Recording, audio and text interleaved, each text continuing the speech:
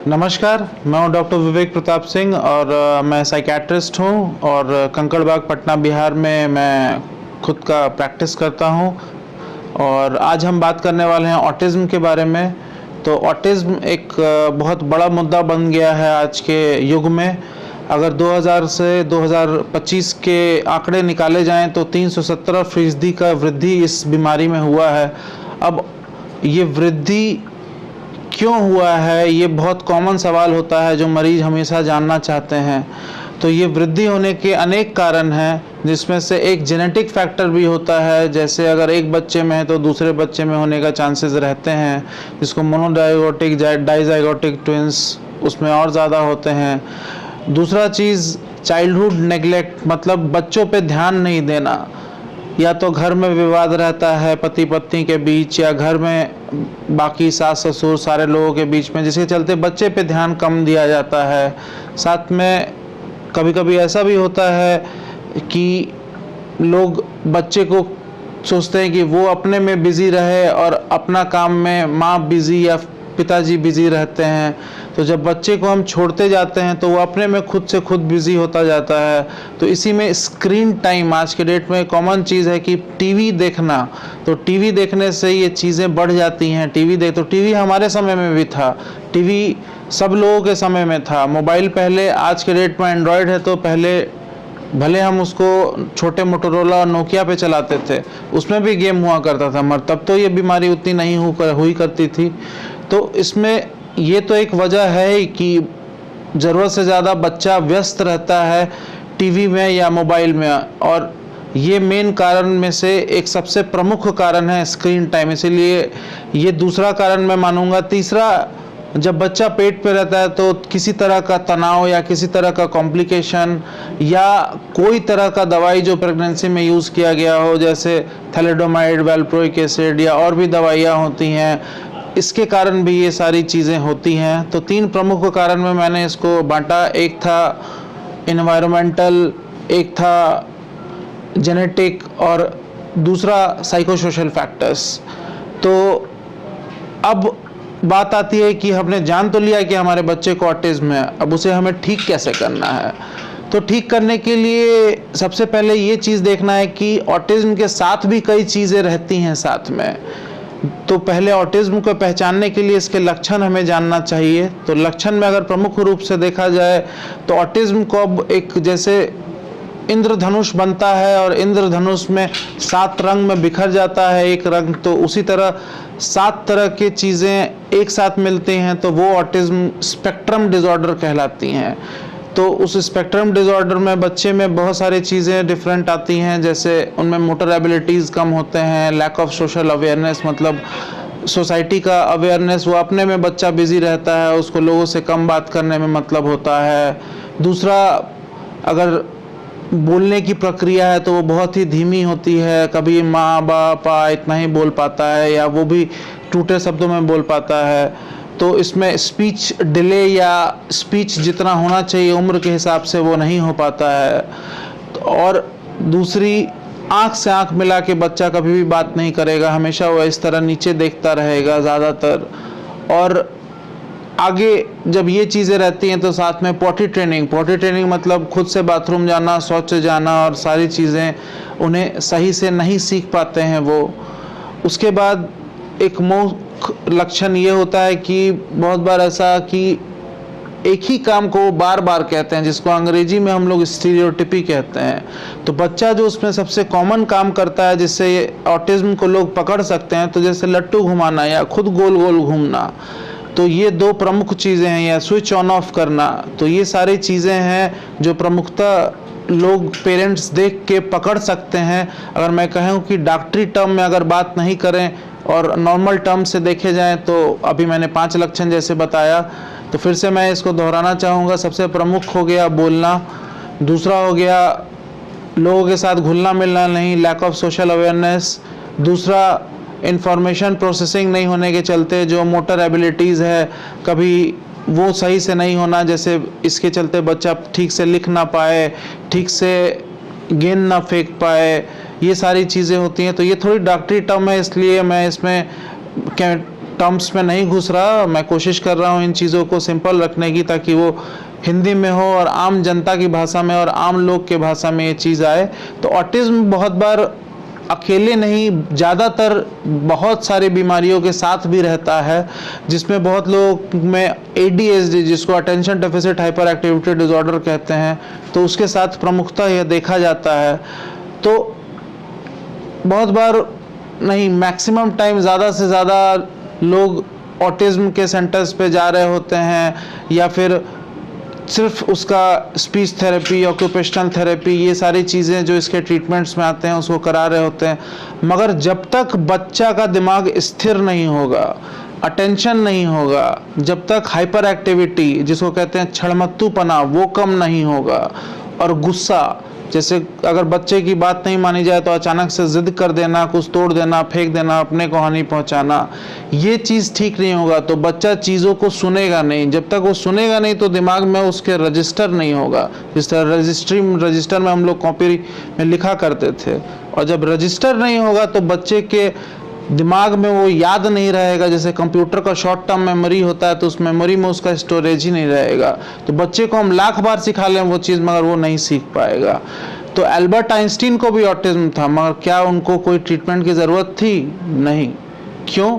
क्योंकि ऑटिज्म को अगर ब्रॉडली देखा जाए तो अंतर्मुखी की तरह आप इसको समझ सकते हैं, मगर वही अंतर्मुखी जिसके चलते बहुत ज़्यादा ये चीज़ अंतर्मुखीपन बढ़ता जाए, जिसे बच्चा देख के चीज़ों को सीख नहीं पाए, चाहे वो बोलना हो, चाहे वो लोगों से इंटरेक्ट करना हो, चाहे वो पॉटी ट्रेनिंग हो, चाहे आँख से आँख मिलाना हो, ठीक है। तो ये सारी चीज़ें, चाहे वो एक ही चीज़ को बार बार करना हो, तो ये सारी चीज़ें होती हैं। और इसका एक और मुख्य कारण होता है कि हमारे पास 5 इंद्रियां हैं, इन सारे पाँच इंद्रियां जो हैं वो एक साथ काम नहीं कर रही होती हैं ऑटिज्म के बच्चे में, कोई ज़्यादा कोई कम। जैसे हम डांसिंग वाटरफॉल देखते हैं उस तरह से, चाहे वो कान हो, चाहे वो नाक हो, चाहे वो आँख हो। और बच्चे हमेशा तिरछा देखना चाहते हैं, इसलिए वो बीच में नहीं देख पाते या आँख से आँख मिला के बात नहीं करते।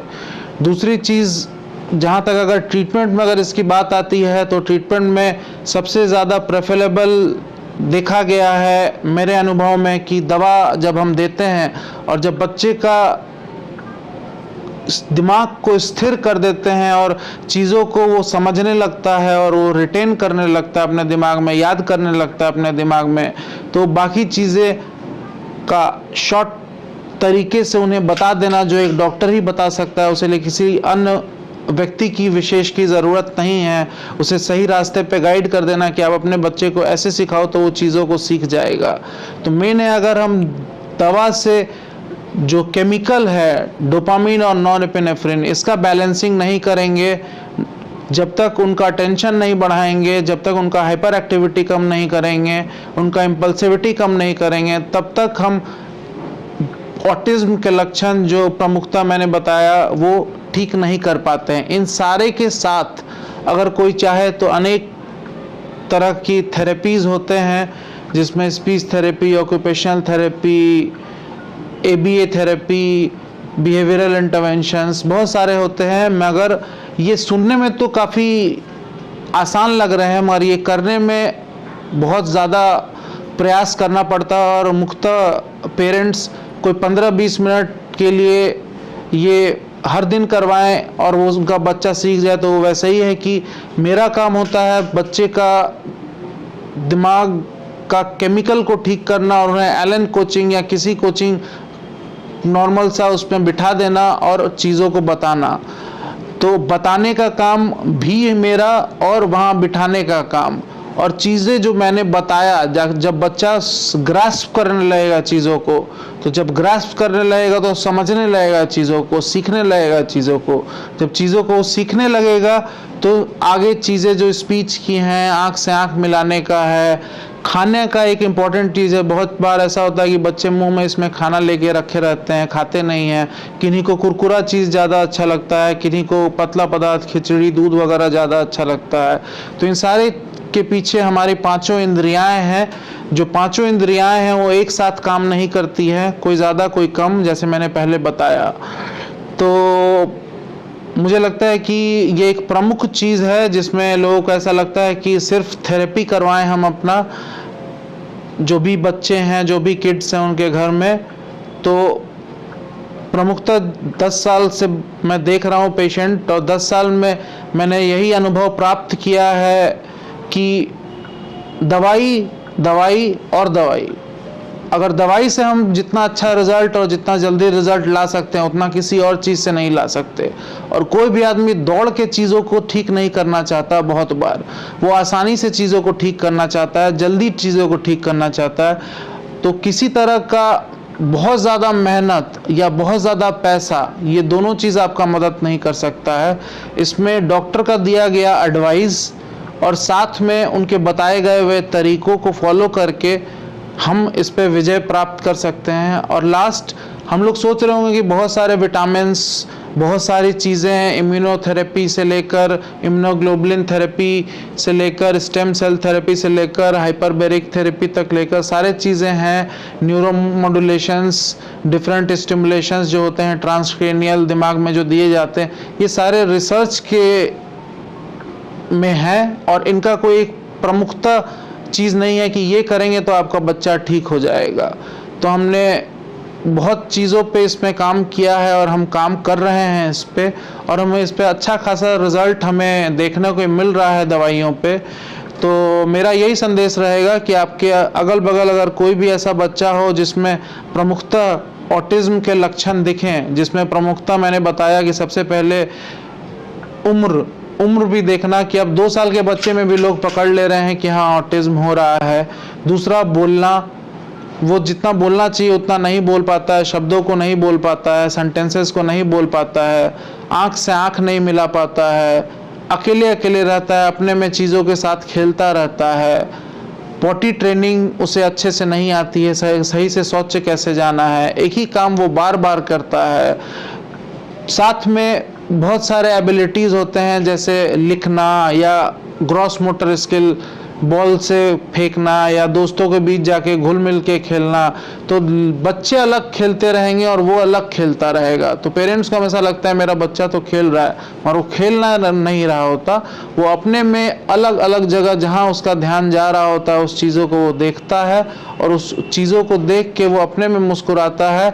और बाहर के लोग इसे देखेंगे या देखते हैं तो उन्हें लगता है कि क्या कोई मानसिक बीमारी है। तो हाँ, मानसिक बीमारी तो ये है ही, बाल मनोरोग में तो ये आता ही है, मगर वो हंसना और अपने में बोलना, उसका जिधर जिधर ध्यान जा रहा है, जो जो चीज़ उसके दिमाग में आ रहा है उस चीज़ों के बारे में वो सोच रहा है, उसी से वो उल्लास, हर्ष में, खुशी में आ रहा है, और उसी से वो पहचान में आ रहा है कि हाँ ये बच्चा आपका ऑटिज़्म की तरफ जा रहा है।